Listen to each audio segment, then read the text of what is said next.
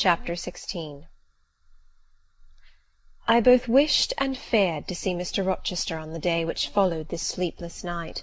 I wanted to hear his voice again, yet feared to meet his eye. During the early part of the morning I momentarily expected his coming. He was not in the frequent habit of entering the schoolroom, but he did step in for a few minutes sometimes, and I had the impression that he was sure to visit it that day. But the morning passed just as usual. Nothing happened to interrupt the quiet course of Adele's studies.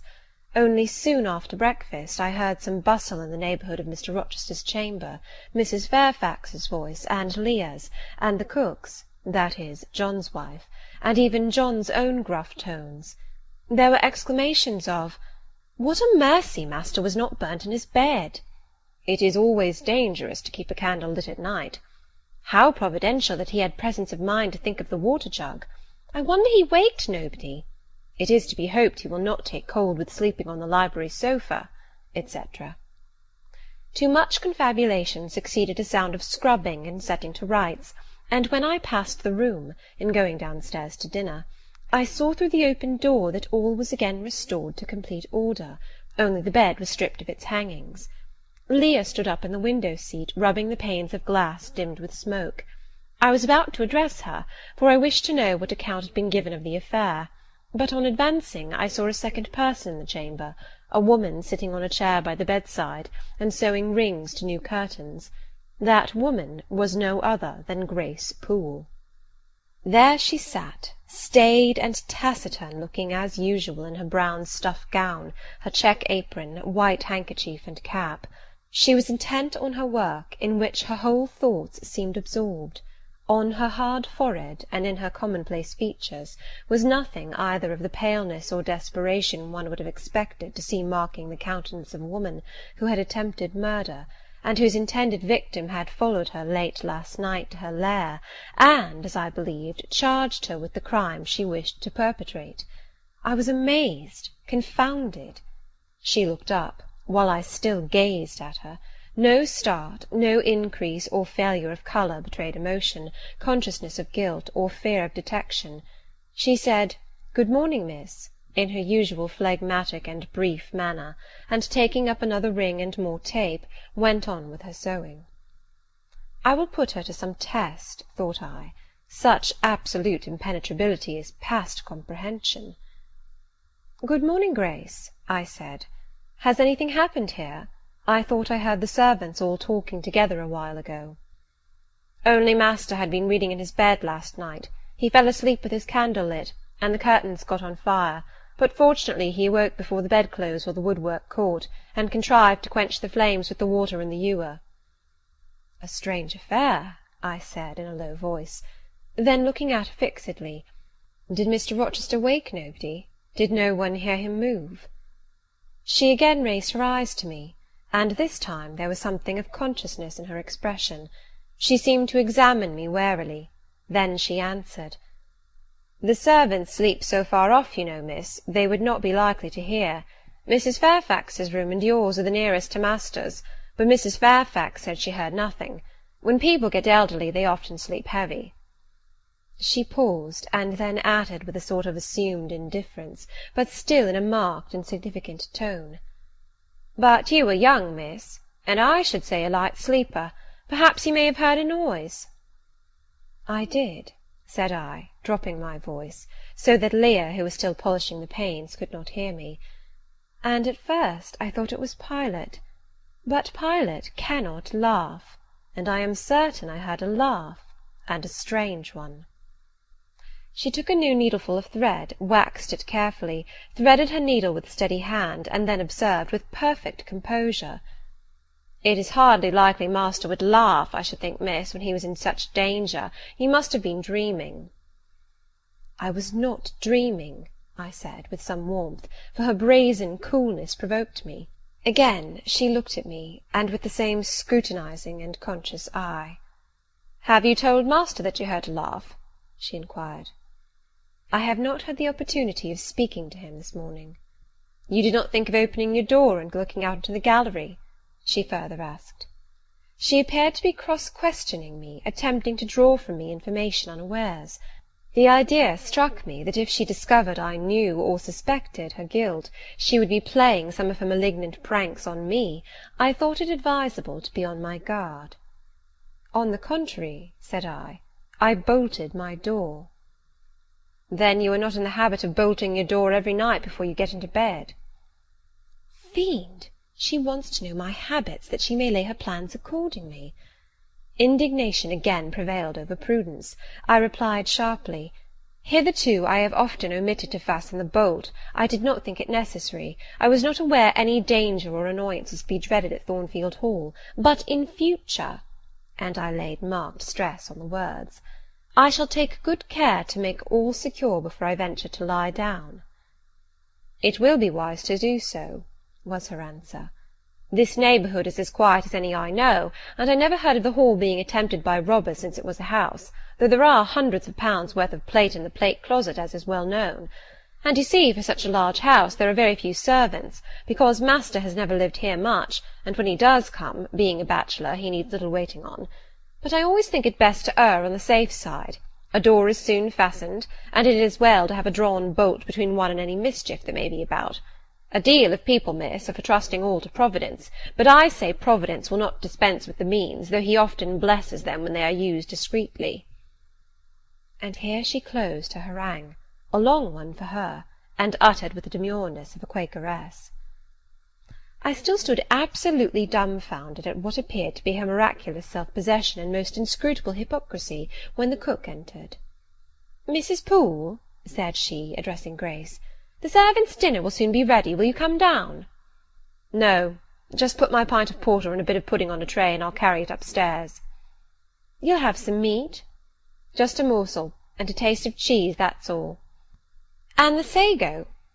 "Never mind it at present. I shall be coming down before tea-time. I'll make it myself." The cook here turned to me, saying that Mrs. Fairfax was waiting for me, so I departed. I hardly heard Mrs. Fairfax's account of the curtain conflagration during dinner, so much was I occupied in puzzling my brains over the enigmatical character of Grace Poole, and still more in pondering the problem of her position at Thornfield, and questioning why she had not been given into custody that morning, or at the very least dismissed from her master's service. He had almost as much as declared his conviction of her criminality last night. What mysterious cause withheld him from accusing her? Why had he enjoined me, too, to secrecy? It was strange. A bold, vindictive, and haughty gentleman seemed somehow in the power of one of the meanest of his dependents, so much in her power, that even when she lifted her hand against his life, he dared not openly charge her with the attempt, much less punish her for it. Had Grace been young and handsome, I should have been tempted to think that tenderer feelings than prudence or fear influenced Mr. Rochester in her behalf; but, hard-favoured and matronly as she was, the idea could not be admitted. Yet, I reflected, she has been young once. Her youth would be contemporary with her master's. Mrs. Fairfax told me once she had lived here many years. I don't think she can ever have been pretty, but for aught I know, she may possess originality and strength of character to compensate for the want of personal advantages. Mr. Rochester is an amateur of the decided and eccentric. Grace is eccentric, at least. What of a former caprice, a freak very possible to a nature so sudden and headstrong as his, has delivered him into her power, and she now exercises over his actions a secret influence, the result of his own indiscretion, which he cannot shake off, and dare not disregard. But having reached this point of conjecture, Mrs. Poole's square, flat figure, and uncommonly dry, even coarse face, recurred so distinctly to my mind's eye, that I thought, no, impossible, my supposition cannot be correct. Yet, suggested the secret voice which talks to us in our own hearts, you are not beautiful either, and perhaps Mr. Rochester approves you. At any rate, you have often felt as if he did, and last night, remember his words, remember his look, remember his voice. I well remembered all. Language, glance, and tone seemed at the moment vividly renewed. I was now in the schoolroom. Adele was drawing. I bent over her and directed her pencil. She looked up with a sort of start. "Qu'avez-vous, mademoiselle?" said she. "Vos doigts tremblent comme la feuille, et vos joues sont rouges, mais rouges comme des cerises." I am hot, Adele, with stooping. She went on sketching. I went on thinking. I hastened to drive from my mind the hateful notion I had been conceiving respecting Grace Poole. It disgusted me. I compared myself with her, and found we were different. Bessie Leaven had said I was quite a lady, and she spoke truth. I was a lady. And now I looked much better than I did when Bessie saw me. I had more colour and more flesh, more life, more vivacity, because I had brighter hopes and keener enjoyments. Evening approaches, said I, as I looked towards the window. I had never heard Mr. Rochester's voice or step in the house to-day, but surely I shall see him before night. I feared the meeting in the morning. Now I desire it, because expectation has been so long baffled that it has grown impatient. When dusk actually closed, and when Adele left me to go and play in the nursery with Sophie, I did most keenly desire it. I listened for the bell to ring below. I listened for Leah coming up with a message. I fancied sometimes I heard Mr. Rochester's own tread, and I turned to the door, expecting it to open and admit him. The door remained shut. Darkness only came in through the window. Still it was not late. He often sent for me at 7 and 8 o'clock, and it was yet but 6. Surely I should not be wholly disappointed to-night, when I had so many things to say to him. I wanted again to introduce the subject of Grace Poole, and to hear what he would answer. I wanted to ask him plainly if he really believed it was she who had made last night's hideous attempt, and if so, why he kept her wickedness a secret. It little mattered whether my curiosity irritated him. I knew the pleasure of vexing and soothing him by turns. It was one I chiefly delighted in, and a sure instinct always prevented me from going too far. Beyond the verge of provocation I never ventured. On the extreme brink I liked well to try my skill. Retaining every minute form of respect, every propriety of my station, I could still meet him in argument without fear or uneasy restraint. This suited both him and me. A tread creaked on the stairs at last. Leah made her appearance, but it was only to intimate that tea was ready in Mrs. Fairfax's room. Thither I repaired, glad at least to go downstairs, for that brought me, I imagined, nearer to Mr. Rochester's presence. "You must want your tea," said the good lady, as I joined her. "You ate so little at dinner. I am afraid," she continued, "you are not well to-day. You look flushed and feverish." "Oh, quite well. I never felt better." "Then you must prove it by evincing a good appetite. Will you fill the teapot while I knit off this needle?" Having completed her task, she rose to draw down the blind, which she had hitherto kept up, by way, I suppose, of making the most of daylight, though dusk was now fast deepening into total obscurity. "It is fair to-night," said she, as she looked through the panes, "though not starlight. Mr. Rochester has, on the whole, had a favourable day for his journey." "Journey? Is Mr. Rochester gone anywhere? I did not know he was out." "Oh, he set off the moment he had breakfasted. He is gone to the Leas, Mr. Eshton's place, 10 miles on the other side Millcote. I believe there is quite a party assembled there. Lord Ingram, Sir George Lynn, Colonel Dent, and others." "Do you expect him back to-night?" "No, nor to-morrow either. I should think he is very likely to stay a week or more. When these fine, fashionable people get together, they are so surrounded by elegance and gaiety, so well provided with all that can please and entertain, they are in no hurry to separate. Gentlemen especially are often in request on such occasions, and Mr. Rochester is so talented and so lively in society, that I believe he is a general favourite. The ladies are very fond of him, though you would not think his appearance calculated to recommend him particularly in their eyes. But I suppose his acquirements and abilities, perhaps his wealth and good blood, make amends for any little fault of look." "Are there ladies at the Leas?" "There are Mrs. Eshton and her 3 daughters, very elegant young ladies indeed, and there are the Honourable Blanche and Mary Ingram, most beautiful women, I suppose. Indeed, I have seen Blanche 6 or 7 years since, when she was a girl of 18.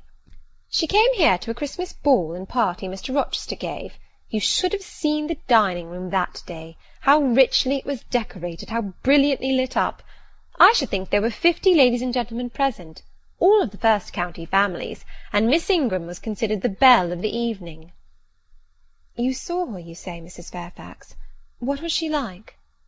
"Oh, yes, I saw her. The dining-room doors were thrown open. and as it was Christmas time, the servants were allowed to assemble in the hall to hear some of the ladies sing and play. Mr Rochester would have me to come in, and I sat down in a quiet corner and watched them. I never saw a most splendid scene. The ladies were magnificently dressed. Most of them, at least most of the younger ones, looked handsome, but Miss Ingram was certainly the queen. And what was she like?